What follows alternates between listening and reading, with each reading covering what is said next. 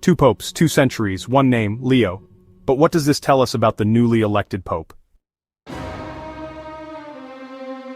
Robert Francis Prevost, an American, a missionary, a man of the clergy and doctrine, was chosen as the 267th successor of St. Peter, and his first public decision, his papal name, already carries a powerful message: Leo XIV. It's not just a name, it's a reminder. The last pope with this name was Leo XIII, a giant in the history of the Church. But why bring back this symbol now? What is Leo XIV saying to the world, and to the faithful, by reviving this legacy? In this video, we're going to compare the two popes, their struggles, their times, and what this choice tells us about the direction the Catholic Church might take from now on. If you love the Church and want to understand what's behind this historical moment, hit like now, and share with those who take their faith seriously. Because the choice of a name can reveal the spirit of an entire pontificate.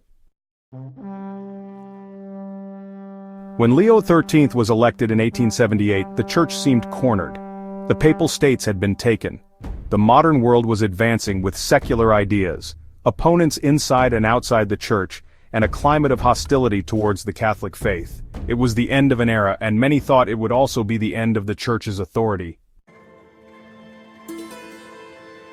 But Leo XIII surprised everyone. At 68 years old and with fragile health, nobody expected a long or daring papacy. He stayed on the throne of Peter for 25 years, and changed the course of history. It was Leo XIII who started the Church's social doctrine with the encyclical Rerum Novarum, defending the dignity of workers, social justice, and private property as a natural right, a Christian response to unchecked capitalism and godless socialism. He also brought back Thomistic philosophy as the foundation of Catholic thought, reaffirming reason as a partner to faith.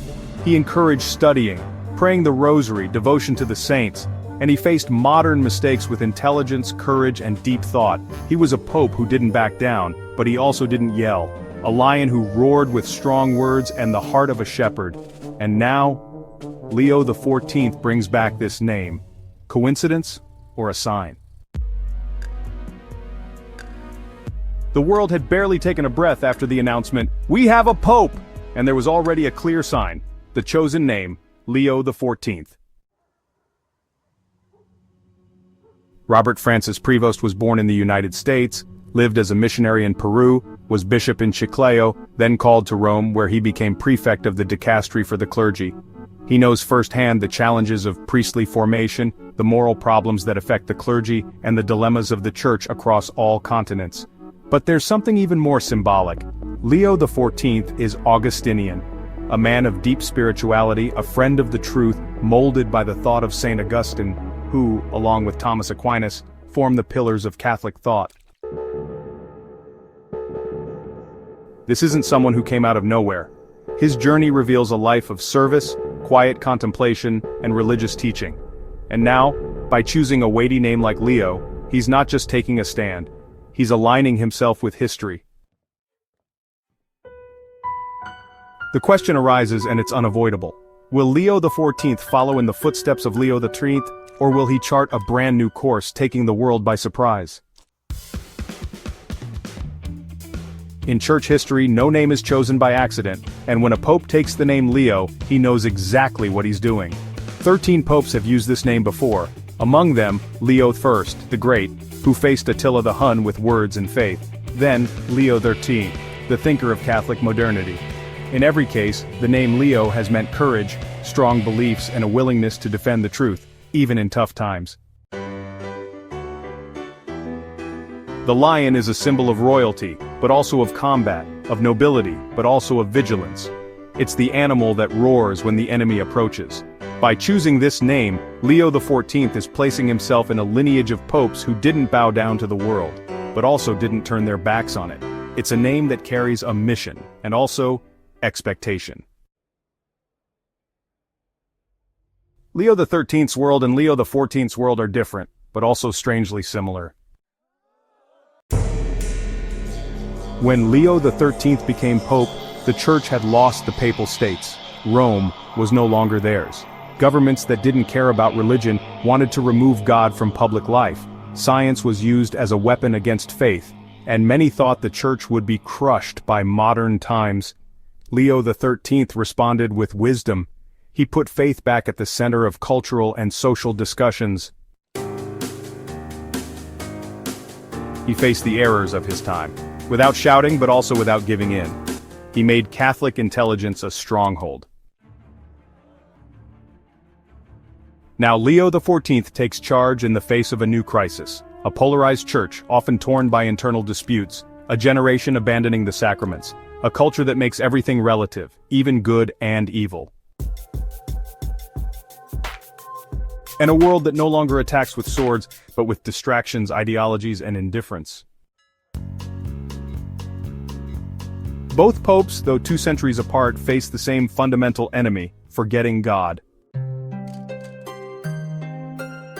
The difference is in the tools. Leo XIII used philosophy and doctrine. Leo XIII would have to use all of this, and more. Pastoral humility, spiritual courage, and a father's heart in the face of chaos. Leo XIII wasn't just a pope of documents, he left a compass for difficult times. Rerum Novarum, published in 1891, was a silent revolution. For the first time, the church spoke directly about work, the dignity of the poor, the right to property, and the abuses of capital and the state, in light of Catholic doctrine. Right there, the social doctrine of the church was born, a true shield against extreme ideologies. But he went further. He reinforced the teachings of St. Thomas Aquinas as a remedy against relativism. He encouraged the rosary as a daily spiritual weapon for everyday people and those in religious life. He promoted rational faith, showing the world that reason and faith aren't enemies, they're allies. Leo XIII taught that the church doesn't need to shout, it just needs to speak clearly. And that to face the modern world, it's not enough to have answers. You need to have roots, doctrine, and holiness.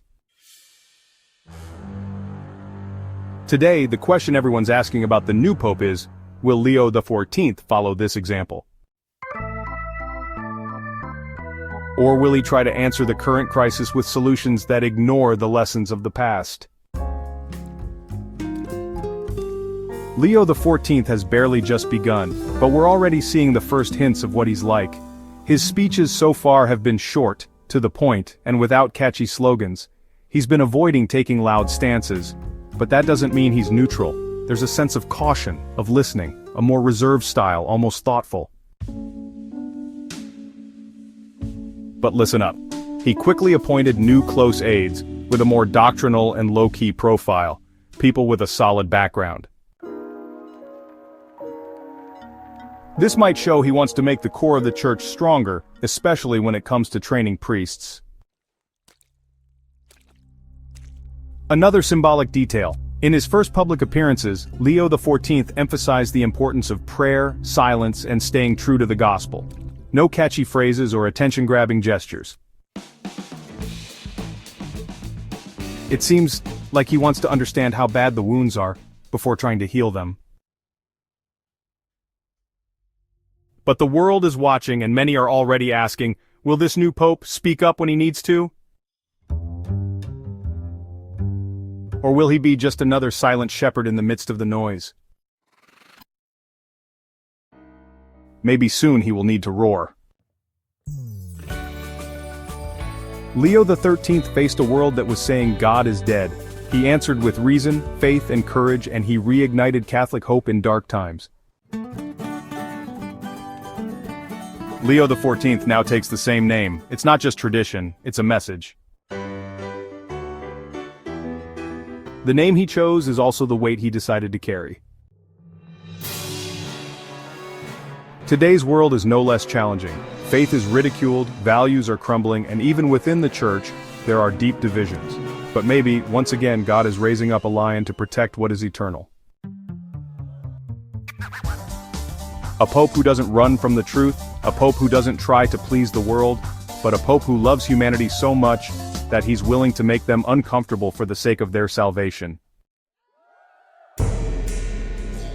And now the question is for you, what do you expect from the papacy of Leo XIV?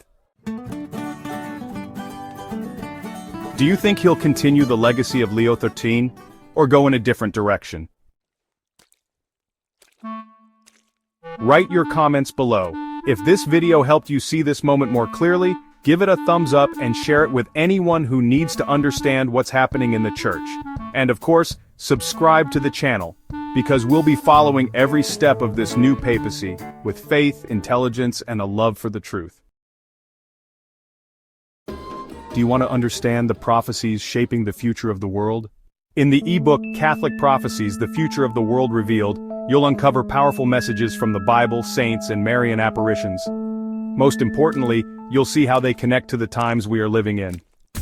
Don't be left in the dark. Get your copy now. The link is in the description and pinned comment.